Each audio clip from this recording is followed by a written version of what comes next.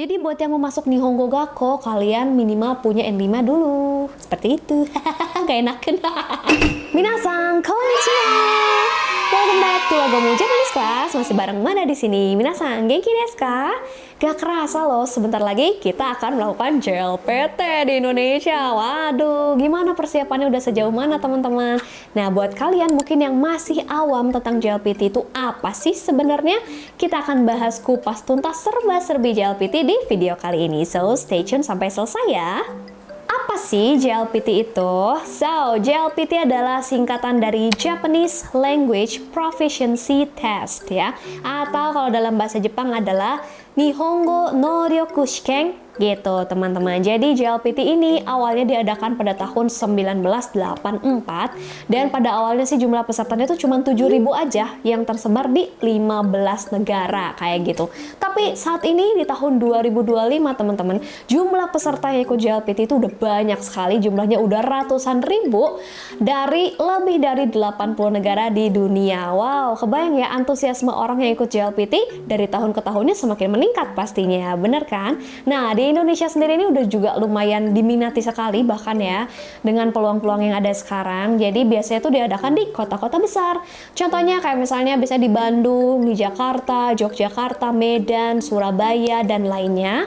Cuman yang jadi problem adalah biasanya orang-orang ini nggak kebagian kuota karena biasanya tuh limited banget guys. Jadi sekalinya si JLPT ini udah buka pendaftaran, tipsnya adalah teman-teman harus langsung daftar sebelum kuotanya habis. Jadi JLPT ini adalah semacam standar internasional untuk mengukur kemampuan berbahasa Jepangnya teman-teman semua. Yang nantinya kalau kalian ujian, terus kalian lulus, sertifikatnya bisa dipakai buat banyak hal. Salah satunya misalnya untuk cari kerja gitu ya di Jepang, bisa untuk sekolah juga, bisa juga untuk apply visa gitu guys. Jadi banyak banget loh kegunaannya. Kita akan bahas ya selanjutnya apa aja kegunaan dari setiap level JLPT. Jadi kita akan mulai dengan bahas level-level JLPT ya guys ya. So, JLPT ini ada 5 level. Yang paling rendahnya itu atau yang paling pemulanya itu adalah level N5. Jadi jangan kebalik ya, N5 itu yang paling pemulanya. Nah, kemudian yang paling atasnya itu, yang paling kerennya itu, paling jagonya itu level N1 guys. So, apa sih perbedaan setiap levelnya? Coba kita bedah satu persatu. Nah, untuk level N5 teman-teman, untuk level N5 ini kan bener-bener pemula banget. Ini cocok buat kalian-kalian yang sudah menguasai kurang lebih 100 kanji dasar deh. Terus kalian sudah bisa memahami apa ya, kayak kalimat-kalimat bahasa Jepang yang bener-bener basic gitu, yang menggunakan hiragana, katakana, dan kanji dasar. Nah, kalau udah bisa mengerti itu, berarti kalian sudah ada di level N5. Nah, untuk yang level N4 ini tuh cocok buat kalian yang sudah menguasai kurang lebih 300 kanji, teman-teman. Dan di sini kalian sudah mulai bisa memahami daily conversation ya, percakapan sehari-hari yang aku bisa bilang yang standar banget. Dan juga diucapkan perlahan-lahan gitu. Kalau di level N5 mungkin tadi masih baru sekitar kayak kalimatnya aja ya, kalimat dasar. Tapi di N4 ini kalian udah bisa mulai menangkap si percakapan, tapi dengan tempo yang lebih perlahan guys. Untuk level N3 yang ini cocok nih buat kalian-kalian yang sudah levelnya menengah guys gitu. Jadi ini udah titik menengahnya ya di N3 karena emang dia ada di tengah-tengah juga. Buat kalian yang sudah hafal kurang lebih 650-an kanji, berarti kalian ada di level N3, dimana kalian juga sudah bisa membaca artikel ringan gitu ya, atau teks-teks yang non formal dalam bahasa Jepang yang menggunakan kanji-kanji dasar. Itu kalian tuh udah bisa baca nih kalau di level N3 ini guys. Berikutnya kita langsung naik lagi ke level N2. Level N2 ini juga udah masuknya advance, teman-teman, udah yang jagoan sih kalau menurut aku. Di sini kalian-kalian yang sudah kurang lebih menguasai 1000-an kanji, kalian tuh udah masuk di level N2. Dimana kalian juga sudah mengerti, of course, daily conversation pasti udah mengerti. Percakapan-percakapan ringan, baik percakapan normal dalam kehidupan sehari-hari orang Jepang. Kemudian kalian juga bisa mengerti berita Jepang, artikel-artikel, dan juga apa ya, percakapan dalam kecepatan atau speed yang normal. Itu orang-orang di level N2 ini sudah bisa menangkap dan sudah bisa mengerti. Jadi intinya kalian tuh udah mulai masuk ke level advance atau udah mendekati native. Nah, kita tiba di level yang paling hebat. Kalau kalian lulus N1, wah hebat sekali. Keren-keren. Jadi kalian berhasil nih ya belajar bahasa Jepang ya. Karena N1 ini adalah level yang sudah mendekati bener-bener setara sama native Jepang. Wow, jadi kamu-kamu nih yang sudah menguasai kurang lebih 2000-an kanji, dan kalian-kalian yang udah bener-bener bisa lah kalau tinggal di Jepang juga udah nggak takut komunikasinya, istilahnya kayak gitu ya.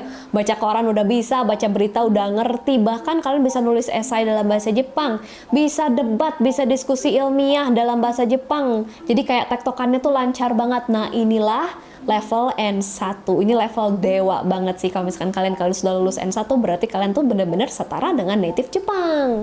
Nah, tapi masalahnya banyak juga nih di antara kalian yang mikir kalau udah lulus N1 pasti jago ngobrol. Oke, ini agak sedikit pro kontra juga ya teman-teman. Jadi kalau menurut aku, tes dari JLPT ini, terutama di N1 ini, sebenarnya mereka tuh lebih ke listening formal, terus ngerjainnya juga kita kan seperti LJK gitu ya teman-teman. Jadi kalau memang belum ada experience untuk ngobrol langsung sama orang Jepang, belum tentu sih biarpun lulus N1 tapi bisa kaiwa ya. Jadi intinya ketika kamu berhadapan langsung dengan orang Jepang, itu tuh bener-bener pakai speed yang bisa dibilang cepat kayak gitu, dan juga akan muncul bahasa-bahasa slangnya mereka dalam kehidupan sehari-hari mereka. Kan ada aja berkembang tuh bahasa-bahasa anak muda. Mungkin aja nih orang Indonesia yang lulus N1 pun belum tentu paham sama bahasa slang dan bahasa anak muda mereka.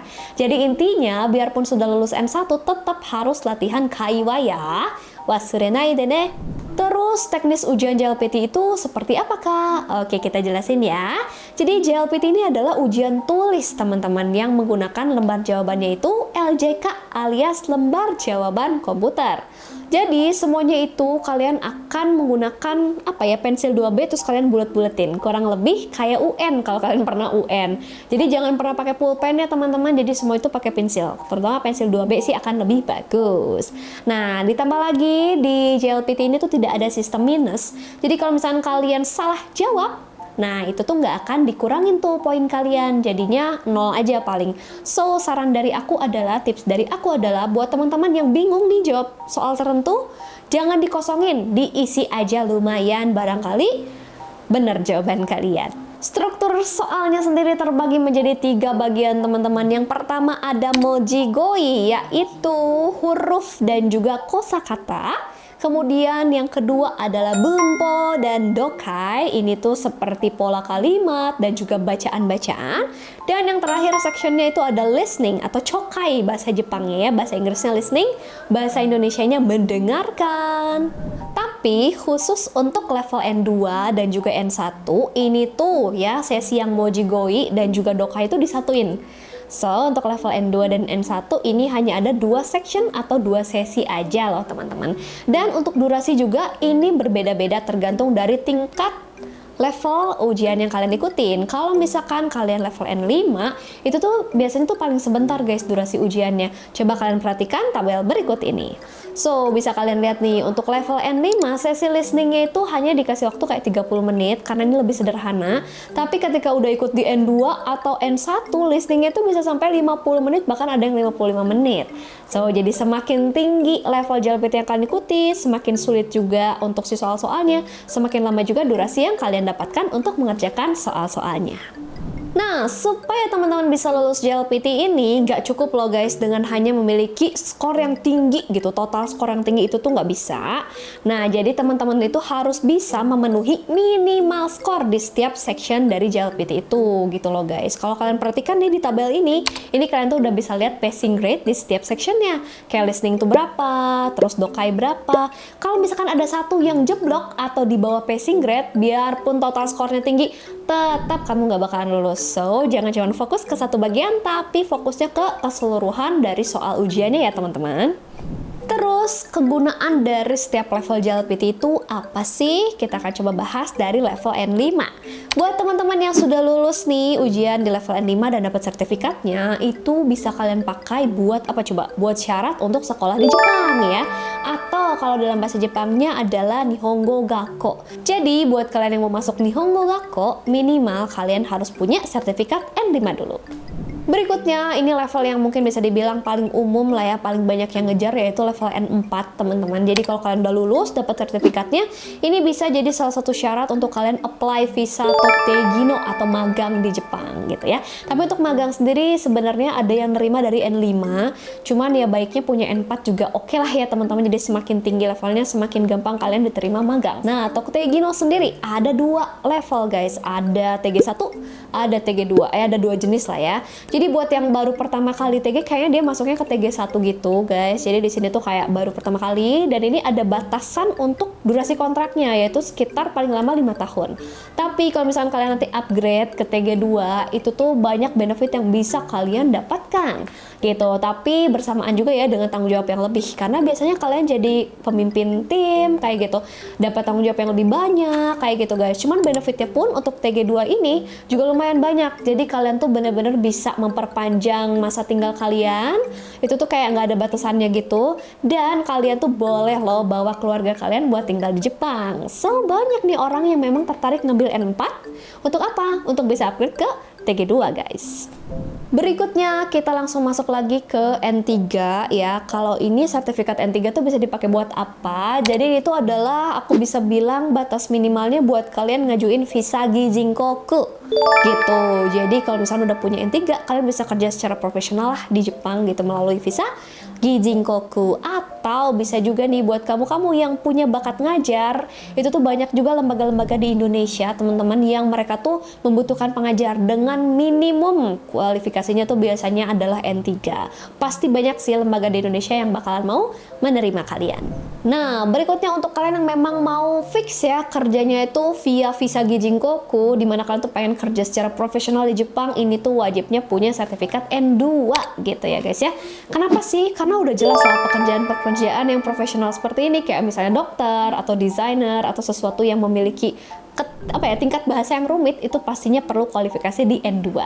So buat teman-teman yang pengen kerja secara profesional di Jepang, minimal yuk kejar sampai N2. Kalau untuk N1 ya udah kebayang ya pastinya buat apa aja. Yang jelas sama ya, untuk kerja yang levelnya tuh profesional di Jepang itu bisa, maupun buat teman-teman yang mau kerja di perusahaan Jepang yang ada di Jepang, baik yang ada di luar negeri dimanapun, pastinya kalau level N1 itu bakalan jadi poin plus buat kalian. Jadi, sertifikat JLPT ini bukan cuma buat karir, tapi bisa juga untuk masa depan pendidikan kamu loh. Nah, yang berikutnya manfaatnya tuh ada lagi nih teman-teman. Jadi selain buat karir, selain buat pendidikan, ternyata memiliki sertifikat JLPT juga bisa menguntungkan kamu yang memang pengen tinggal di Jepang. Kenapa sih? Karena dia juga bisa digunakan untuk proses kayak visa sih, pergantian visa, perpanjangan visa. Jadi, nanti kalau misalnya kamu punya sertifikat ini, kamu tuh bisa nambahin poin dalam sebuah sistem yang namanya Point-Based Preferential Immigration Treatment, dimana ketika poin kamu tuh semakin bertambah, maka kamu tuh kayak semakin aman gitu loh teman-teman. Jadi kalau kamu mau perpanjang masa tinggal kamu di Jepang, itu tuh bisa banget. Kak, mau dong tips lulus JLPT-nya kayak gimana nih supaya bisa lulus? Oke, aku coba kasih kesimpulan dan tips yang udah paling nggak aku pernah laksanain waktu aku kerjain JLPT dulu. Pastinya yang paling pertama adalah belajar dengan rutin atau bisa dibilang konsisten. Daripada belajar sehari tapi seharian, mendingan setiap hari tapi sebentar-sebentar tapi beneran konsisten guys, itu tuh lebih worth. Nah, yang kedua adalah latihan soal. Ya, mau nggak mau ya kayak lagi UN atau kalian ujian sekolah kan pasti kalian tuh ngerjain tryout kan. Jadi kalau kalian sering latihan soal, kalian tuh akan terbiasa dengan gaya si soal-soalnya. So nanti pas ujian gak kaget. Yang ketiga adalah sering-sering dengerin bahasa Jepang. Jadi kamu bisa dengerin dari manapun. Kalau nggak punya teman orang Jepang nggak masalah, bisa dengerin dari podcast, dari acara TV, NHK, dan lain-lain. Bisa dari nonton anime, lagu. Pokoknya biasain telinga kalian mendengarkan orang-orang tuh kayak bercakap-cakap dalam bahasa Jepang gitu loh. Biar apa? Biar terbiasa. Nah, berikutnya yang paling tricky, yang kata orang-orang tuh paling sulit lah, yaitu kanji. So, makanya latihan kanjinya diresapi, diingat-ingat gitu ya guys ya. Bukan asal dihafalin, karena kalau dihafalin doang itu bisa hilang, tapi kalian tuh harus benar-benar libatin dua otak kalian buat nginget-nginget sih bentuk kanjinya. Karena banyak yang jebloknya tuh di kanji.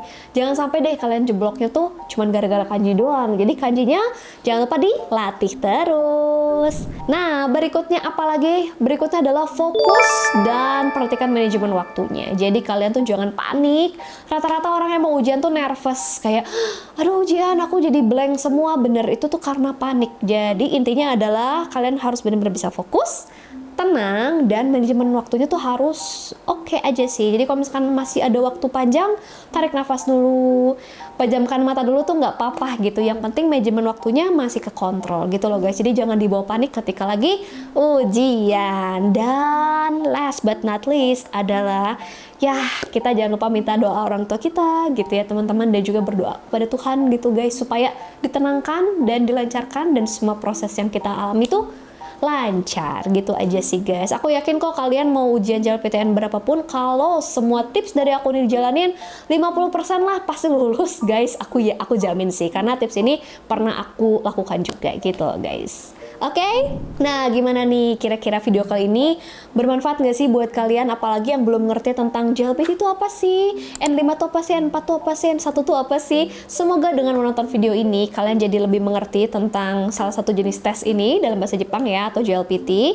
Dan buat yang mau ikutan tesnya, ingat ya tadi aku udah bilang setahun tuh cuma ada 2 kali ya, di pertengahan tahun dan di akhir tahun, karena kuotanya terbatas. Jadi teman-teman harus rebutan. Ketika dibuka pendaftarannya jangan lupa langsung daftar. Begitu. Kalau misalkan masih ada yang mau ditanyakan, boleh teman-teman semua untuk tanyakan di kolom komentar. Nanti Manda bantu jawab satu persatu ya. Hai, video kali ini sampai di sini dulu. Arigato, mata ne. Semangat ujiannya.